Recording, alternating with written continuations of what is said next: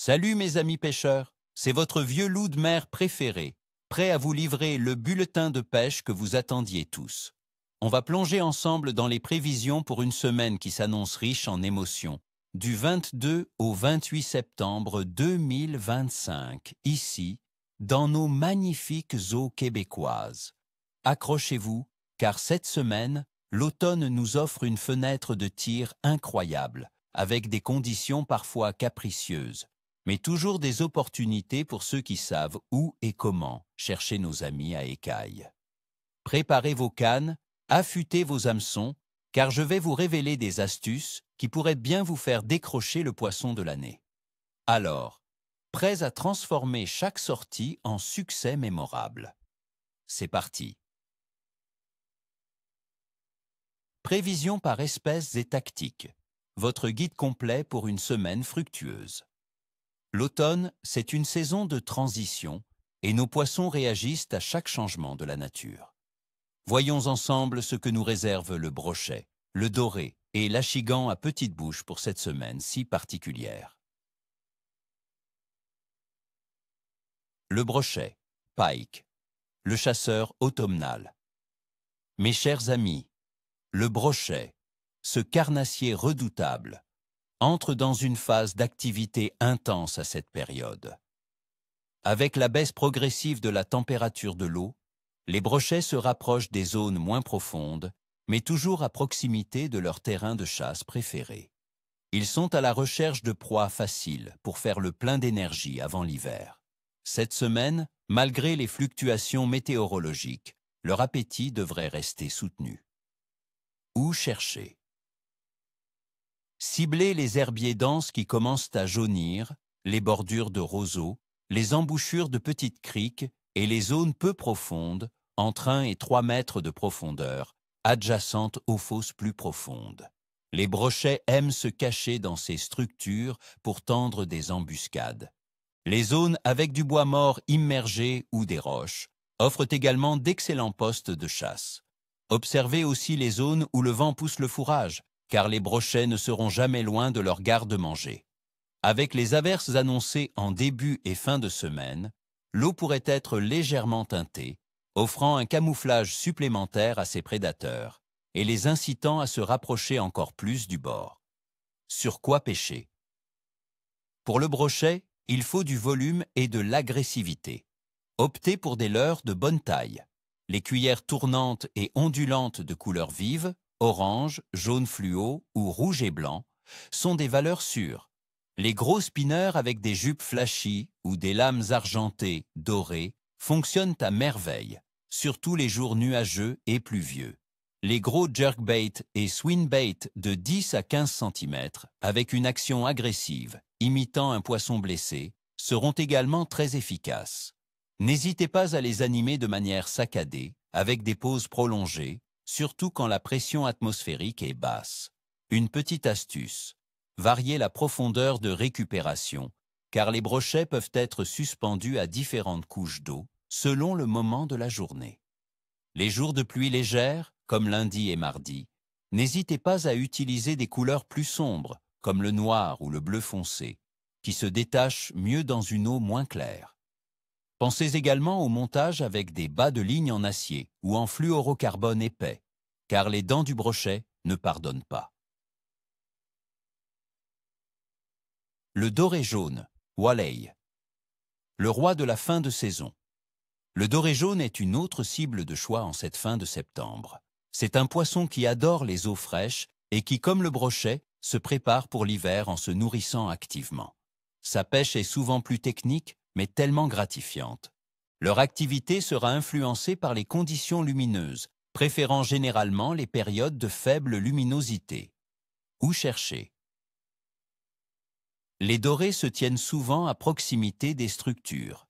Pensez aux cassures, aux pointes rocheuses qui plongent vers la profondeur, aux hauts fonds isolés et aux entrées de rivières ou de baies. La profondeur idéale se situera entre 3 et 6 mètres, mais ils peuvent monter plus haut les jours sombres ou aux heures creuses. Les zones de courant modéré sont aussi très productives, car elles concentrent le fourrage et l'oxygène. Les journées post-pluie, comme le mercredi avec un ciel dégagé, pourraient les pousser à s'éloigner légèrement des bordures immédiates et à se tenir un peu plus en profondeur. Cherchez-les près des structures sous-marines où ils peuvent se reposer et attendre leur proie.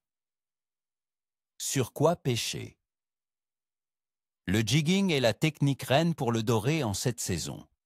Utilisez des têtes de jig d'un quart à 3/8 d'once, 7 à 10 grammes, montées avec des shades souples, plastique mou, de couleur naturelle, perche chaude, ménée, ou plus contrastée, vert chartreuse, orange fluo, si l'eau est teintée. Les vers de terre vivants ou des morceaux de poisson mort, comme des petits ménés ou des lanières de ventre de perche chaude, sont des appâts redoutables montés sur un montage drop shot ou à la traîne. La pêche à la traîne avec des petits poissons nageurs qui plongent entre 3 et 5 mètres est aussi très efficace pour couvrir du terrain et localiser les bandes dorées. Adaptez la vitesse de traîne. Plus l'eau est froide, plus la traîne doit être lente. Les crankbaits de couleur argentée ou avec des reflets bleus sévères sont également de bons choix. N'oubliez pas que le doré est très sensible à la présentation.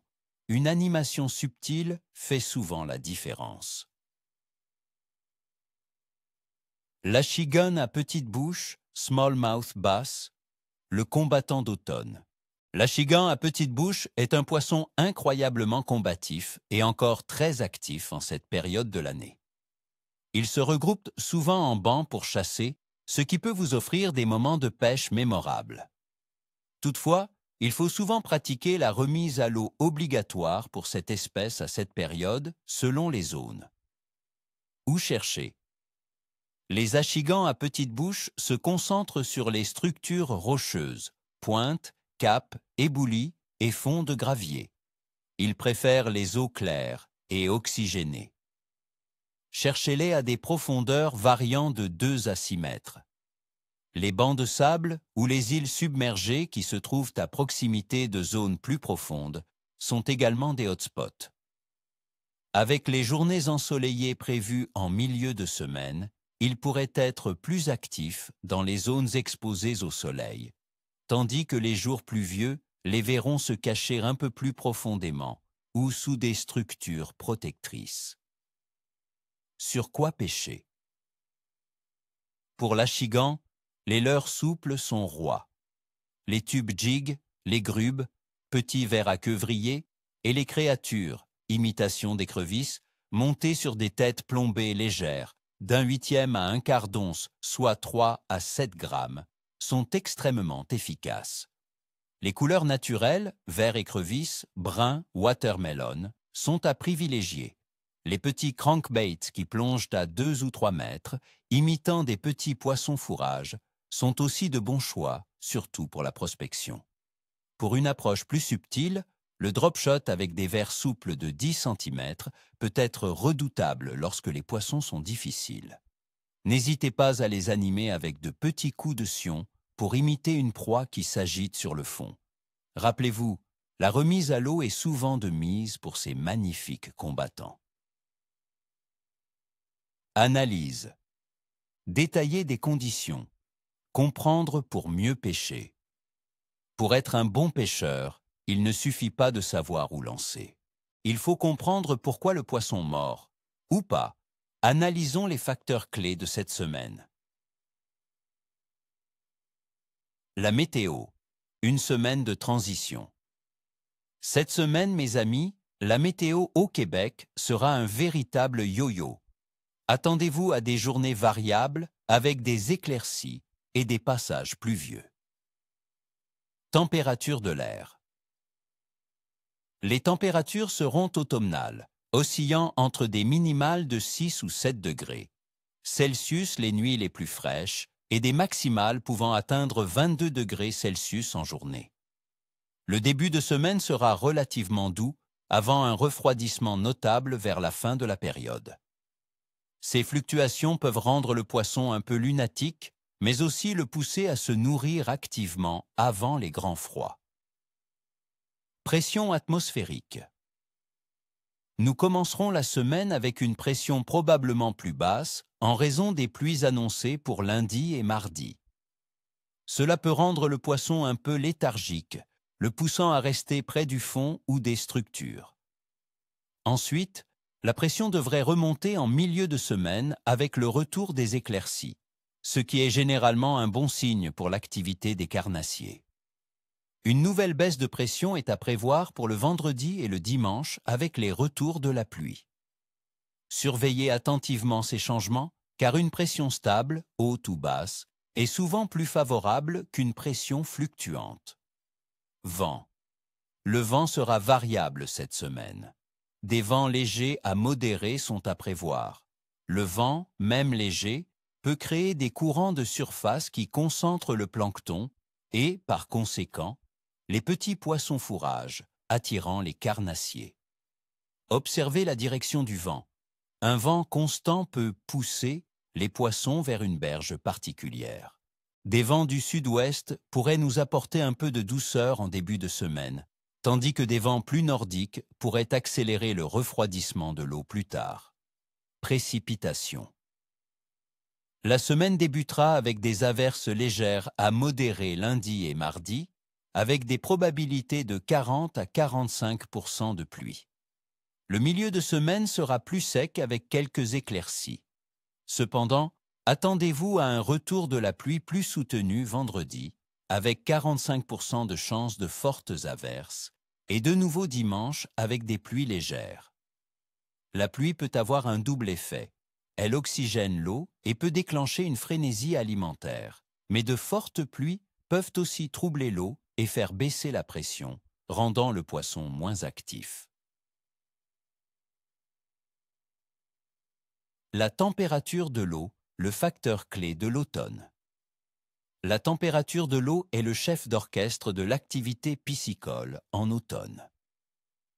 Au Québec, fin septembre, on peut s'attendre à ce que les températures de l'eau dans les grands lacs et rivières se situent entre 10 et 15 degrés Celsius en début de période, chutant potentiellement vers les 8 à 12 degrés en fin de semaine. Les lacs moins profonds et les petits cours d'eau se refroidiront plus rapidement. Cette baisse de température signale aux poissons qu'il est temps de se nourrir intensivement pour constituer des réserves. C'est ce qu'on appelle la période de frénésie alimentaire ou le genre d'automne. Les poissons deviennent plus opportunistes et agressifs. Une eau autour de 12 à 14 degrés Celsius est souvent idéale pour les carnassiers comme le brochet et le doré. Au fur et à mesure que la température descend en dessous de 10 degrés, leur métabolisme ralentit, les poussant à se tenir dans des zones plus profondes où la température est plus stable. La phase de la Lune. Un croissant en croissance. Pour cette semaine, du 22 au 28 septembre, nous serons en phase de premier croissant, juste après la nouvelle lune du 21 septembre. Le 22 septembre, la Lune sera illuminée à 0,0% et augmentera progressivement son illumination tout au long de la semaine. Traditionnellement, de nombreux pêcheurs associent les phases de Lune à l'activité des poissons. La période autour de la nouvelle Lune et du premier quartier est souvent considérée comme propice, car les marées sont plus fortes et l'activité des poissons, notamment des carnassiers, peut être stimulée par ces mouvements d'eau. Les jours juste après la nouvelle lune, alors que le croissant de lune commence à grandir, sont souvent perçus comme des périodes où l'activité s'intensifie. C'est une période de transition qui peut être très bonne pour la pêche si les autres facteurs, météo, pression, sont favorables. Activité générale des poissons, l'effervescence automnale. En cette fin septembre au Québec, l'activité générale des poissons est orientée vers la préparation à l'hiver. Les poissons blancs se regroupent en bancs plus importants, ce qui attire les carnassiers. Le brochet, le doré et l'achigan sont très actifs et cherchent à se nourrir. La perche chaude est également une cible de choix, souvent en bancs massifs dans les herbiers profonds. Les salmonidés, comme la truite mouchetée et l'arc-en-ciel, peuvent aussi être très actifs, surtout là où des ensemencements récents ont eu lieu. Gardez un œil sur les signes d'activité en surface, comme les chasses de carnassiers sur les bancs de petits poissons. C'est le moment de profiter de cette dernière explosion d'activité avant que l'hiver ne s'installe. Votre prévision quotidienne du clève. Planifiez votre semaine de pêche. Maintenant, passons au concret, jour par jour, pour que vous puissiez planifier vos sorties avec précision, mes amis. Lundi, 22 septembre. Clève moyen à capricieux. Le début de la semaine est marqué par des averses légères et une pression atmosphérique probablement basse. Les températures sont encore douces, 13 à 20 degrés Celsius, mais la pluie et la pression instable rendront les poissons un peu léthargiques. Ciblez les profondeurs et pêchez lentement. La nouvelle lune de la veille pourrait stimuler un peu d'activité en fin de journée. Mardi, 23 septembre. Clève moyen. Encore des averses légères et une pression qui reste probablement basse. Les températures sont un peu plus élevées, 12 à 22 degrés Celsius. Mais le temps pluvieux et la pression instable continuent d'influencer négativement l'activité. Insistez sur les structures et les zones de transition. Restez patient et variez les animations. Mercredi, 24 septembre. Clève bon. Changement de météo significatif avec un ciel partiellement nuageux et un risque de pluie très faible, 5%. La pression atmosphérique devrait remonter, ce qui est excellent pour l'activité des carnassiers. Les températures seront plus fraîches la nuit, 7 degrés Celsius, mais agréables en journée, 18 degrés Celsius. C'est une excellente journée pour cibler le brochet et le doré. Jeudi, 25 septembre. Clève bon à excellent. La météo se maintient avec un ciel partiellement nuageux et un faible risque de pluie. La pression devrait être stable et favorable. Les températures restent agréables, 12 à 20 degrés Celsius. Les poissons devraient être très actifs, surtout les carnassiers. Profitez-en pour prospecter large et utiliser des leurres plus agressifs. Vendredi, 26 septembre. Clève capricieuse à faible. Un retour de la pluie est fortement annoncé, avec 45% de chances de fortes averses et des températures plus fraîches, 12 degrés Celsius toute la journée. La chute de pression et les précipitations importantes risquent de rendre les poissons apathiques. Concentrez-vous sur les zones profondes et pêchez avec des appâts naturels ou des leurres souples animées très lentement. Samedi, 27 septembre. Clève moyen. Le temps s'éclaircit un peu avec un ciel partiellement nuageux, mais le risque de pluie persiste, 35%. Les températures chutent significativement, 6 à 14 degrés Celsius, ce qui pourrait ralentir le métabolisme des poissons. Cependant, une légère remontée de pression après la pluie de la veille pourrait déclencher des périodes d'activité. Ciblez les heures chaudes de la journée. Dimanche, 28 septembre. Clève moyen à capricieux. Des averses légères sont de nouveau au programme, 25% de chances de pluie, avec des températures froides, 6 à 15 degrés Celsius. La pression devrait être instable. Les poissons resteront prudents. Pêchez les zones les plus profondes et chaudes, avec des présentations lentes et des appâts naturels. Conclusion. À vous de jouer, chers amis. Voilà, mes chers amis pêcheurs, le résumé complet de ce qui vous attend sur l'eau cette semaine. C'est une période de défis, mais aussi de grandes récompenses pour les plus observateurs et persévérants. N'oubliez jamais qu'en pêche, chaque jour est une nouvelle aventure et que l'adaptation est la clé du succès. Alors, ni queue ni tête, comme on dit, ou plutôt, ni prise, ni défaite. Rire. Si ce guide vous a été utile, n'oubliez pas de mettre un gros pouce bleu, de vous abonner à la chaîne si ce n'est pas déjà fait, et surtout, d'activer la petite cloche pour ne rien manquer de mes prochaines analyses. Et vous, quels sont vos plans pour cette semaine? Quelles sont vos espèces favorites à pêcher en automne? Partagez vos astuces et vos observations dans les commentaires ci-dessous. On se retrouve la semaine prochaine pour un nouveau bulletin et d'ici là, que vos lignes soient tendues et vos paniers bien remplis. À la prochaine, mes champions de la pêche.